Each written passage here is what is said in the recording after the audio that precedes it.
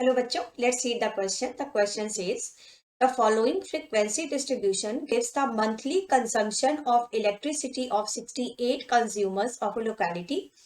Find the median, mean and mode of the data and compare them. तो यहाँ पर हमको इस क्वेश्चन के अंदर जो डेटा दे रखा है उसकी हेल्प से हमें मीडियन भी निकालना है, मीन भी निकालना है और मोड भी निकालना है और उनको कंपेयर करना है। मीन्स जस्ट हमें देखना है कि तीनों की वैल्यूज सेम है या डिफरेंट है या उनमें से कोई दो वैल्यूज सेम है। ओके, तो स्टार्ट करते हैं हम। सबसे पहले हम निकाल लेते हैं मीडियन। ओके, तो मीडियन निकालने के लिए ये जो टेबल है इसमें हमें एक कॉलम और लेना पड़ेगा। मंथली कंजम्पशन जो हमें दे रखा है वो क्लास इंटरवल्स है और नंबर ऑफ कंज्यूमर जो है वो हमारी फ्रीक्वेंसीज हैं। क्या है? फ्रीक्वेंसीज, क्योंकि कोई भी टर्म कितनी बार आ रहा है डेटा के अंदर वो फ्रीक्वेंसी होती है। तो इसको हम लिख सकते हैं FI। ओके, और हमें क्या चाहिए? मीडियन चाहिए। तो एक कॉलम हम और यहाँ पर बढ़ा लेते हैं, वो होगा क्यूमुलेटिव फ्रीक्वेंसी का। किसका होगा? क्यूमुलेटिव फ्रीक्वेंसी, उसे हम CF से लिख देते हैं। तो क्यूमुलेटिव फ्रीक्वेंसी कैसे निकालते हैं? जो फर्स्ट वाली फ्रीक्वेंसी है 4, उसे तो हम एज इट इज लिख देंगे। ठीक है, फिर 4 में जो उसके नेक्स्ट फ्रीक्वेंसी 5 है उसे ऐड कर देंगे, तो आगे वाले इंटरवल की क्यूमुलेटिव फ्रीक्वेंसी आ जाएगी, तो हो जाएगी 9। फिर 9 में क्या? नेक्स्ट वाली फ्रीक्वेंसी है 13, 9 में 13 ऐड कर देंगे। इसी तरह से प्रोसीड करते जाएंगे, ये हो जाएगा 22। फिर 22 में 20 ऐड कर देंगे, इट विल बी 42। फिर 42 में 14 ऐड कर देंगे, तो 42 में, हाँ 42 में 14 ऐड करेंगे तो ये आ जाएगा 56। ठीक है, और 56 में 8 ऐड कर देंगे, इट विल बी 64। फिर 64 में 4 ऐड कर देंगे, इट विल बी 68। और ये जितनी भी फ्रीक्वेंसीज है अगर हम इनका सम निकालेंगे तो वो भी 68 आएगा। ओके, और जो टोटल फ्रीक्वेंसी को हम n से लिखते हैं, तो ये हो गया n इक्वल टू 68। तो ये हमारी टेबल कंप्लीट हो गई। ओके, अब हमें निकालना है, सबसे पहले मीडियन निकालने जा रहे हैं। तो मीडियन निकालने के लिए हम क्या करते हैं? सबसे पहले हमें देखनी होती है मीडियन क्लास। अब मीडियन क्लास कैसे देखेंगे? जो टोटल फ्रीक्वेंसी है n, तो हम n/2 पहले फाइंड करते हैं। n/2 हो गया 68/2 मीन्स 34। अब 34 हम ये देखेंगे कि क्यूमुलेटिव फ्रीक्वेंसी वाले कॉलम में कौन सी दो क्यूमुलेटिव फ्रीक्वेंसीज हैं जिनके बीच में 34 आ रहा है। तो 34 इज बिटवीन 22 एंड 42। ओके, तो जो नेक्स्ट क्यूमुलेटिव फ्रीक्वेंसी 42 है उसके करस्पॉन्डिंग जो पूरा हमारा जो इंटरवल है वो पूरा कहलाता है मीडियन क्लास। तो ये पूरा मीडियन क्लास हो जाएगा, ये वाला 42 वाला। ठीक है, इसको मैंने रेड कलर से मार्क कर दिया। तो मीडियन क्लास कौन सा हो गया हमारा? 125 से 145। तो this is your median class. Median class is 125 to 145। Okay, अब आ जाते हैं मीडियन के फॉर्मूले पर कि मीडियन में कौन सा फॉर्मूला हमें यूज करना है। फॉर्मूला अप्लाई करना शुरू करते हैं। तो मीडियन के लिए जो फॉर्मूला है वो है median equal to L plus n/2 minus CF upon F into H। H means होता है बच्चों ये जो क्लास इंटरवल हमको दे रखे ना 65 से 85, 85 से 105, तो इन सब में 20 का डिफरेंस हम देख पा रहे हैं ना। 65 से 85 में 20 का डिफरेंस है, 85 से 105 में फिर 20 का डिफरेंस है। ठीक है, तो ये सारे डिफरेंसेस 20 के हैं। 65 से 85 20 का डिफरेंस, 85 से 105 फिर से 20 का डिफरेंस है। तो ये जो डिफरेंस सेम रहता है पूरे में उसे हम बोलते हैं क्लास साइज। क्या बोलते हैं? Class size. उसे हम लिखते हैं H से। तो जो क्लास साइज है वो होता है H, और H कितना हो गया यहाँ पर? 20। ठीक है, तो अब मेरे ख्याल से H आपको क्लियर हो गया होगा। और भी जो चीज जो भी पॉइंट्स हैं उनको फाइंड कर लेते हैं। L का मतलब होता है lower limit of median class. L means lower limit of median class. पहले फॉर्मूला समझ लेते हैं फिर अप्लाई करते हैं। ठीक है, तो बहुत इजी रहेगा। ये हो गया lower limit of median class, और n/2 तो हमको ऑलरेडी पता है। CF होती है cumulative frequency cumulative frequency preceding to median class, मतलब मीडियन क्लास के एक पीछे वाले क्लास की जो क्यूमुलेटिव फ्रीक्वेंसी है वो होती है CF। Okay, cumulative frequency preceding to median class, मतलब मीडियन क्लास वाली क्यूमुलेटिव फ्रीक्वेंसी नहीं लेनी है, उसके पीछे वाले क्लास की लेनी है। ठीक है, और F होती है frequency of median class, frequency of median class. तो सारे पॉइंट्स क्लियर हो गए। ठीक है, अब देख लेते हैं कि इन सब की वैल्यूज क्या क्या है हमारे क्वेश्चन के अंदर। तो इस तरह से L हमें मिल गया 125, H हो गया 20, F हो गया 20 और cumulative frequency preceding to median class हो गई 22। तो मीडियन हो जाएगी, फॉर्मूले में वैल्यू पुट करना स्टार्ट करते हैं। Okay, so median is 125 plus 34 minus 22 upon 20 into 20, बस इसे सिंप्लीफाई करके मीडियन मिल जाएगी। ठीक है, तो 125 प्लस 12 अपॉन 20 इंटू 20, 20 और 20 कैंसिल हो गया, 125 और 12 को ऐड करके मिल जाएगा 137। सो योर मीडियन इज 137, तो मीडियन निकल आई। ठीक है, अब इसके बाद हम निकालते हैं मोड। तो मोड निकालने के लिए पहले फॉर्मूला देख लेते हैं क्या है। ओके, तो मोड निकालने के लिए फॉर्मूला है हमारा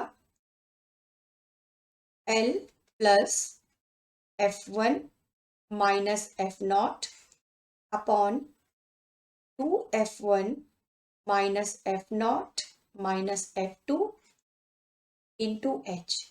ये फॉर्मूला हमें अप्लाई करना है मोड फाइंड करने के लिए।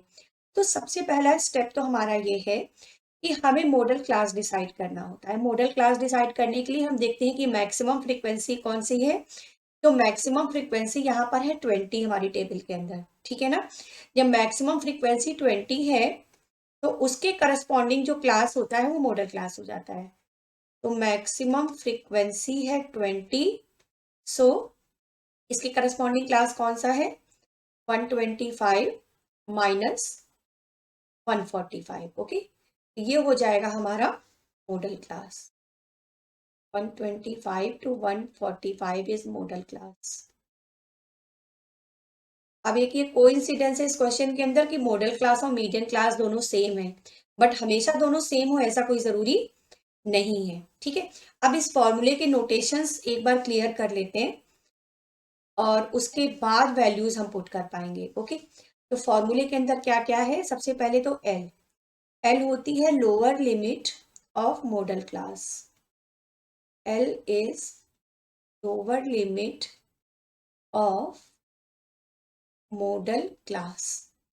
फिर F1 है frequency of model class, model class की फ्रीक्वेंसी जो मैक्सिमम फ्रीक्वेंसी थी वो। ठीक है, frequency of model class. F0 है मॉडल क्लास के पीछे वाले क्लास की frequency, means frequency just preceding to modal class, frequency preceding to modal class. और है F2 होती है मॉडल क्लास के आगे वाले क्लास की frequency, means frequency succeeding to modal class. ठीक है, और H आपको ऑलरेडी पता ही है कि क्लास साइज होता है।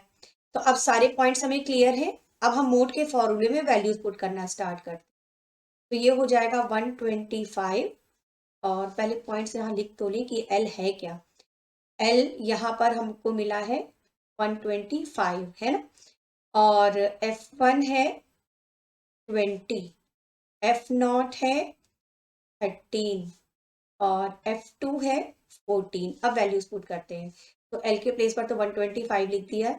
ठीक है, plus 20 minus 13 upon 2 into 20 minus 13 minus 14 into 20 ये हो गया 125 plus 7 upon 40 minus 27 into 20.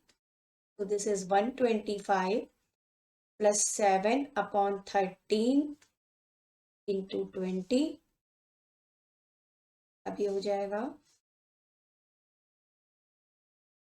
125 plus 140 upon 13. 125 plus 140 upon 13 divide करेंगे तो 10.76 आ जाएगा।